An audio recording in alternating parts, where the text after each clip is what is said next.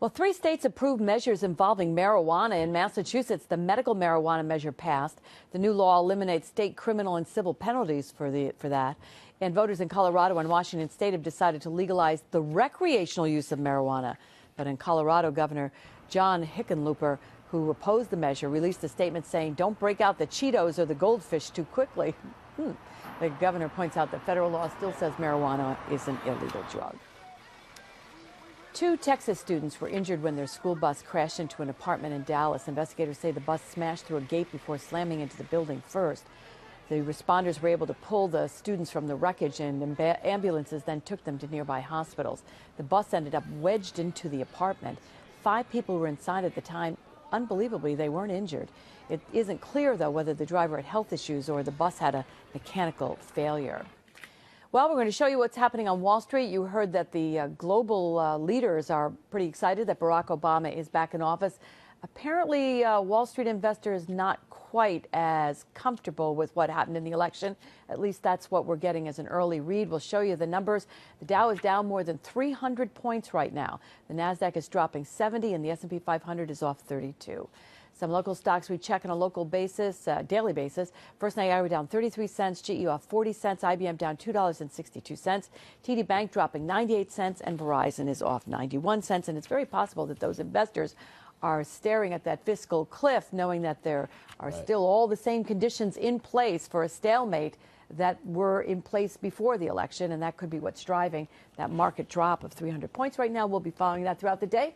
We'll be following a big storm, huh? Yeah, Liz, I've had somebody tell me that it smells like snow outside. Well, whether or not you can smell the snow, parts of the region do have snow showers on the way. I'll tell you where to expect several inches and where they'll barely see a few flakes. That's in just a few minutes.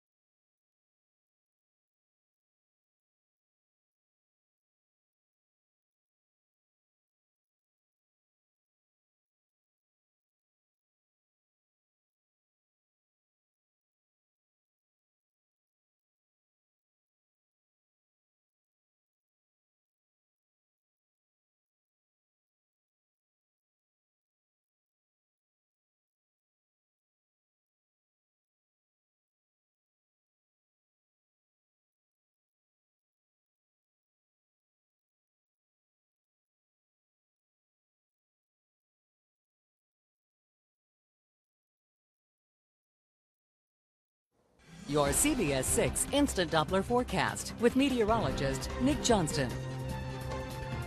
Well, we've got gray skies over Albany, and that's how we're going to stay. Right now, the area is still free from any of that rain or snow, but that may be changing as we head through the next few hours.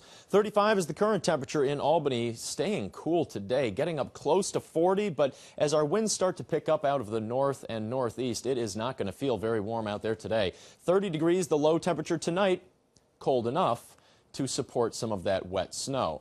So here's a look at the latest temperatures now across the region. It is cool all across the board. 35 in Albany, 36 in Schenectady, 34 Glens Falls and Bennington, and 32 degrees in Pittsfield. These temperatures are just cold enough to support a few wet flakes of snow, but as I said, right now at least the radar is clear. Winds have started picking up. A 12-mile-per-hour wind in Albany, 14 in Glens Falls, 13 in Pittsfield. Now, the strongest winds with this storm system will be closer to the coast, so to the south and to the east of the Albany area. The winds just now starting to pick up. They are expected to be pretty blustery as we head through the overnight hours. Wind gusts right now up to 18 in Schenectady, 21 in Pittsfield. But again, this is just starting to pick up. Those winds expected to be probably at their strongest maybe late in the day and through early tomorrow morning. Storm track Doppler radar clear across the area locally, but if you look to the south and east, that big area of precipitation, well, a good portion of that is in the form of snow. So here's a look now. In the last few frames, you can see that area of white. Yeah, that's snow. You can see that on the legend there. These white areas showing that snow has started spreading into parts of southern New England already.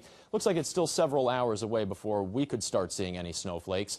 But this is the system that's bringing that snow our way. Big area of low pressure that is developing into a nor'easter type storm.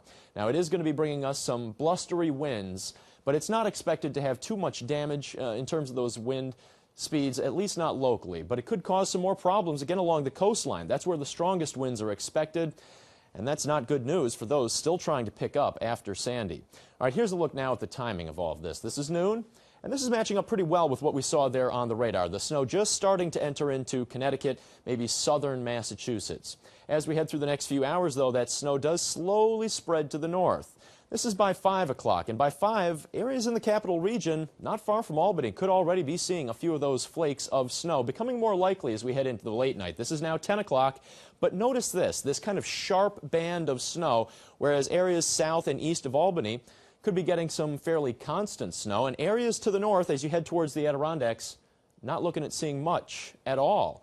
As we head into the early morning, this is 3 a.m., those snow showers start to taper a little bit, and that continues. By 8 o'clock now Thursday morning, just a few isolated showers, maybe a little bit of a mix, some rain mixing with snow at 8 a.m., and those showers should taper off as we head through the day on Thursday as well. We'll have most of whatever snow we're getting by 8 a.m. Thursday, and things will start to clear out later on. So here's a look at the snowfall forecast for our area. We're talking about little, if any, accumulation of snow as you head further north into the Adirondacks and areas further west of the capital region. But the capital region up through Rutland, coating to maybe 2 inches will be possible. That's between 6 p.m. tonight and 8 a.m. Thursday morning. And as you head further south, that's where the higher snow totals are expected. 2 to 4 inches, the Taconics, the Berkshires, the southern Green Mountains, the higher elevations. That's where you could be seeing anywhere from maybe 2 to 4 or maybe 4 to 6. But again, that would only be in the higher elevated areas. Most of the valleys will not see that much snow. Forecast for tonight, temperatures on either side of 30 degrees. So yes, cold enough to support that snow sticking to the ground. The ground also fairly cold, which means the roads, while we're not getting a ton of snow, could be a bit icy, especially again from the capital region to the south and east where that snow will be a little bit higher. 30 in Schenectady, 31 overnight in Hudson, about 31 overnight in Bennington with those blustery winds. Now, we do not have any wind advisories or wind warnings issued. There have been a number of those issued along the coastline, but just because we don't have any advisories doesn't mean the winds won't be playing a role. So here's a look at the projected wind speeds, and you'll notice the higher winds will be south and east of the capital region. As we head into the afternoon, we're going to see those wind speeds really picking up. You see there those orange and red areas indicating the higher wind gusts associated with this storm. So generally the impacts from this storm going to be on the lighter side of things, but that doesn't mean it won't make for a potentially messy commute in areas, coating to 2 inches in the valleys, 2 to 4 in the higher elevations. Clearing out and warming up as we head towards the weekend. Liz? Well, Mr. Foods after the break.